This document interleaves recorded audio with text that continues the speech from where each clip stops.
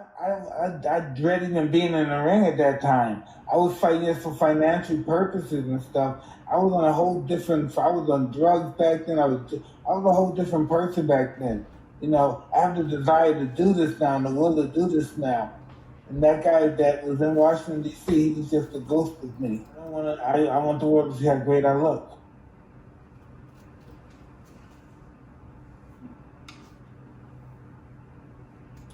Of Mike training at the plate, some viral footage of Mike that has surfaced, and if so, what do you think of how he looks?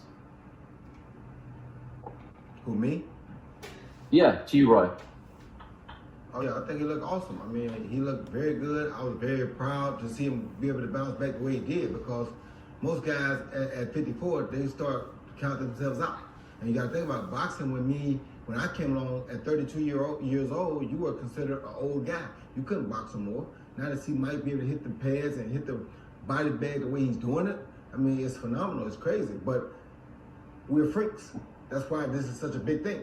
We're two of the most explosive guys to ever touch a boxing ring. At 54, I would have watched him beat the misses and bad more rather than any other young guy right now, because it's so exciting. And at 51, I'm so fast that people are looking at it and saying they got to be speeding this up. No, they're not.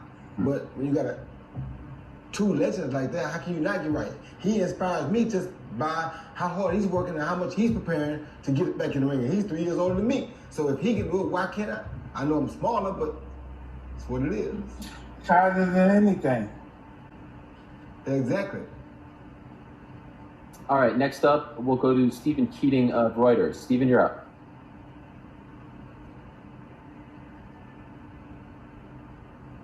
Stephen, are you there?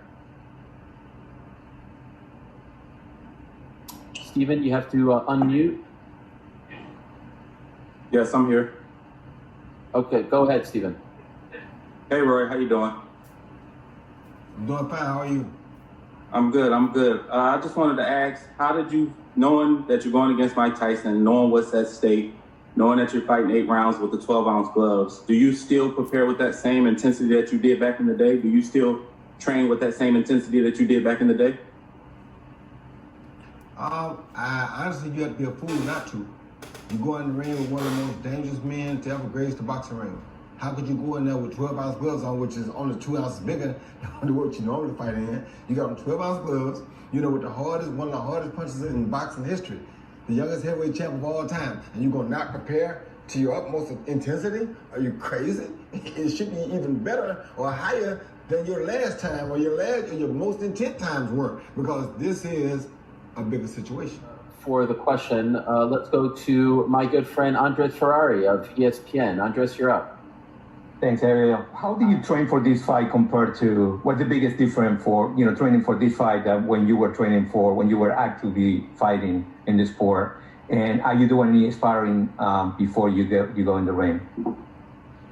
I'll be first. Yes, I look at films of Roy when he's at his best, because that's the guy that I anticipate fighting him. I anticipate fighting him at his best. And I'm in the best of shape. And yes, I boxed up to 7 rounds so far, and it keeps improving. And I'm boxing younger guys and hungry guys, and they're ensuring me that from the looks of things, I'm doing very well. So I'm looking really forward to this. And this is going to do something I look at this, we're going to also do this from a charity perspective. So many people are going to benefit from this fight besides the fighters.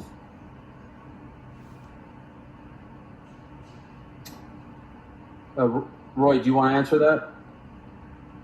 What the question was again? It was just, how are you preparing for the fight? And are you sparring? Well, I prepare for any other fight, because it's like you fighting the great Mike Tyson.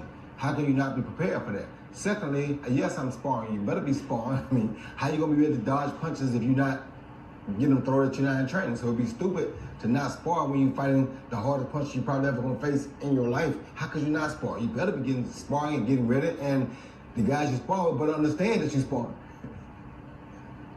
All right, next up, Manuk of the Los Angeles Times. Manuk, you're up. Hi, everyone. Thanks for taking the time at the press conference today. I actually spoke with California State Athletic Commissioner Andy Foster, and he described this fight as a straight exhibition, going to be hard sparring. This question is for both Mike and Roy. How do you guys plan on engaging in this fight, knowing that it can't be a real fight? Listen, I don't know what are you talking about, what's not a real fight. You got Mike Tyson and Roy Jones, and I'm coming to fight, and I hope he's coming to fight, and that's all you need to know. First of all, if you think you can go in the ring with Mike Tyson, the last guy that did an exhibition with Mike got dropped in the first round. And if you don't know that, then there's something wrong with you. So who goes in the ring with the great legendary Mike Tyson and think, oh, this is the exhibition? 12-ounce gloves? No headgear? Really? This is an exhibition? Come on, bro. Be for real. All right, up next, Ollie Salt of the Daily Star. Ollie, you're up. I've got a question for Mike. Mike, given you're obviously considered the puncher in this fight, were you disappointed when it was changed to 2-minute rounds? Absolutely. I'm sure they have their reasons for doing it, but the women fight 2 minutes. But I have to understand, this is bigger than me. It has the charity exponent, and it's not all about me. So I guess the commissioner had more of an input than I do. So who am I to talk? I'm just happy that we're doing it. How do you feel about that, Roy? That they moved it to 2 minutes? I'm not happy at all, like you said. I'm not happy at all. That's for women. I kept fighting to the last minute. I'm like, why are we doing 2-minute round? I don't understand that. We're not women. We two are the best to ever do it. Why we gotta go 2-minute round? I mean, why? We can't. If something gonna happen, it's gonna happen anyway. 2 minutes, 3 minutes, 5 minutes, it don't really matter. So for us, what difference does it make? Why cut it to 2 minutes? 2 minutes doesn't do anything for him nor me, to be honest with you. It cheats the fans out of it because that's their excitement.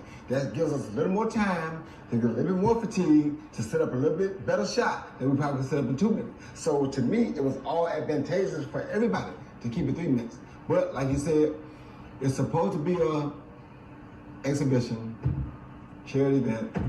Okay.